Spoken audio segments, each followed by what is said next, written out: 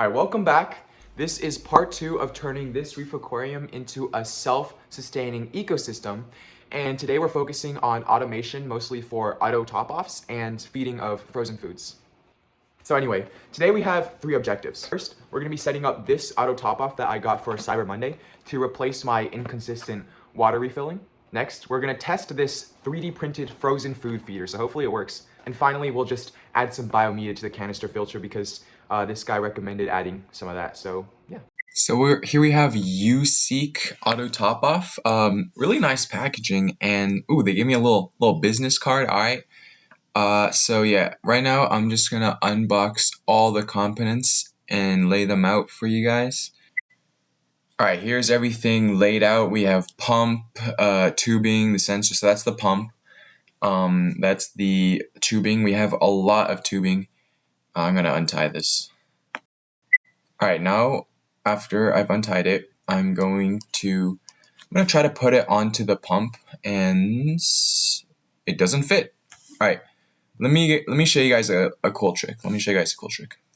Okay, what I have here is a glass of boiling water, not boiling but super hot, and I'm gonna dip this plastic hose in it for a few seconds. That makes it all flimsy and like softer, so that should be able to go right onto there. Yeah, you gotta push it relatively hard though. And then the good thing is once it gets on there and then it cools, it's not coming off. So yeah, cool little trick if you need to get some hosing onto another piece. Now that I have the pump with the tubing on, I'm gonna measure how long of tubing I need for it to reach the aquarium, which is what I'm doing right now. Okay, so as you can see, I crimped the area where I'm gonna try to cut. Yep, I'm gonna do it with some scissors. Scissors always do the trick. I don't need that excess.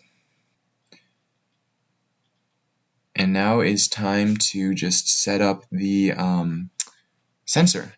I really like how there's 2 attachments to the sensor and it shares one wall wart or like outlet, which is pretty convenient. Now all we gotta do is plug everything in. So as you can see, I got the white bucket. That's where the pump will go and where all the fresh water will sit.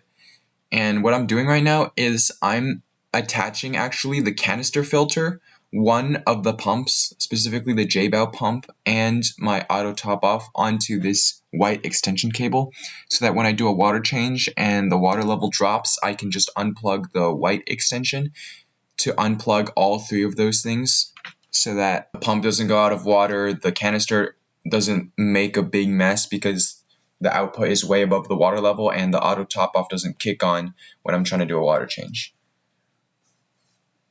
Okay, I'm looking at it right now. This is absolutely disgusting. Like the bucket in front of the canister, like this is just nasty work. So I think what I'm going to do is I'm going to try building a stand for the canister to sit on top of and the bucket to be under it so it can be on one level.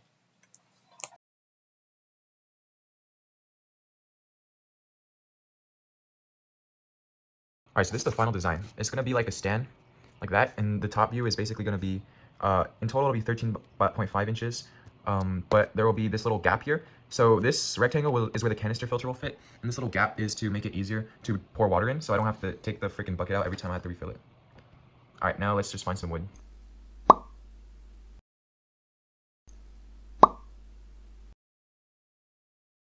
All right, and now we're just assembling it. It's honestly really easy. I'm just attaching a few screws, bolting a plywood onto 4 pegs, and I'm also adding some support between the pegs just so it isn't as wobbly, and which is honestly overkill for a 10-pound canister filter, but you know, just to be safe. Okay, now I'm just installing this onto my tank.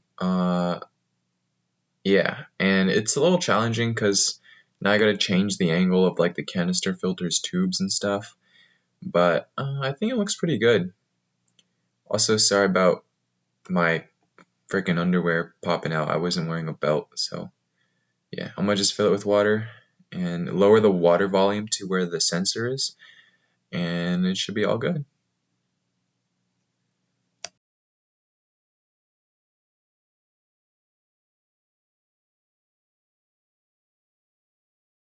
So ultimately I had to tape the tubing to the tank because this tube holder they gave me wouldn't fit on a rim tank. But thankfully I'm on my robotics team's design team, so I just used CAD to design this little 3D printed attachment. And here I am setting it with the 3D printer.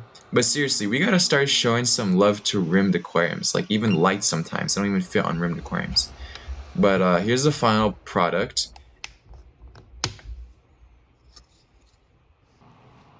Here it is on the tank. I might be a genius, a mastermind. This fits really well. Okay, now that that's done, let's get on to the canister filter. Okay, so we have our canister. Everything's cleaned out, and I realized I was only using 2 compartments, one for like 3 pieces of coral and one to run activated carbon. So I recently watched a YouTube video by BRS TV, right? It said to essentially treat your canister filter like a media reactor. So that's what we're gonna do today. So yeah, thank you also to the guy who said to add some biomedia.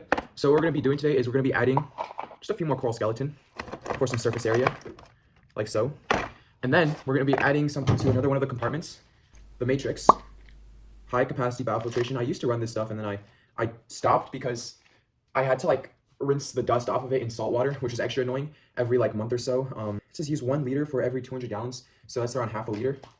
And how much is in here? 14 ounces. Alexa, what's 14 ounces to liters?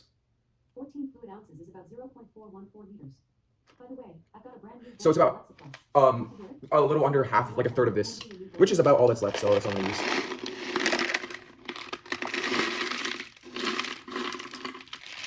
Oh yeah, good stuff. All right, yep, it's empty. So I'm gonna rinse this out into the sink. All this biomedia and carbon and stuff, we want it to be filtering out chemical stuff. We don't want it to be collecting gunk. So on top of all of this, what I'm gonna do is I'm gonna be adding a filter sock because I ran out of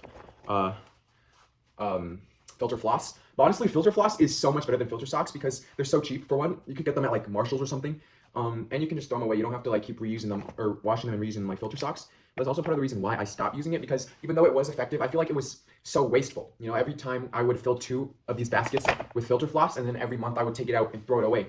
It would be covered in poop. It was useful, but I felt bad doing it. So I think what I'm gonna do is I'm gonna stick with a filter sock so that I can keep reusing it after I wash it. All right, so final step, filling up this canister. I'm not repeating what I did last time and filling it all the way here. Pro tip for canister people, because if you put the lid on, it's gonna overflow. So right now I have the water level to about right here.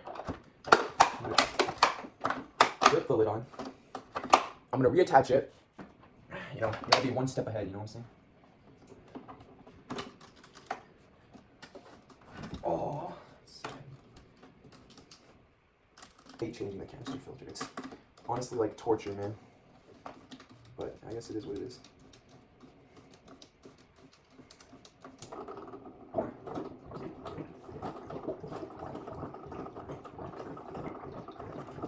I swear, this thing is on its last leg. It's like, oh, there we go.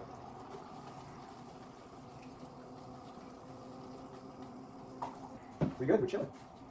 All right, there we go. Successful. And I can take this shit away because it doesn't look really good. So, yeah. All right, so let me know what you guys thought about this video.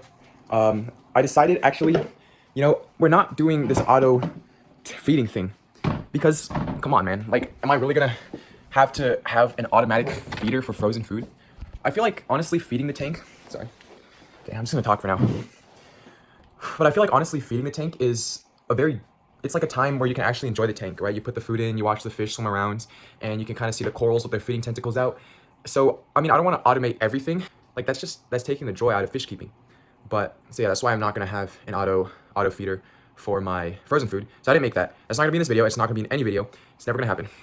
But in this video, we changed the canister filter's media to be healthier. Like, we added some coral skeleton, which will hopefully add some calcium so we don't have to rely as much on water changes for this tank. And as you can see there, we built a little stand with an auto top off bucket. So that's going to be good.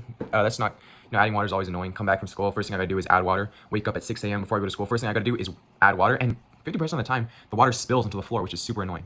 So that's going to help a lot. All right, so I forgot to record an outro But yeah, that's it. Please subscribe. Thank you.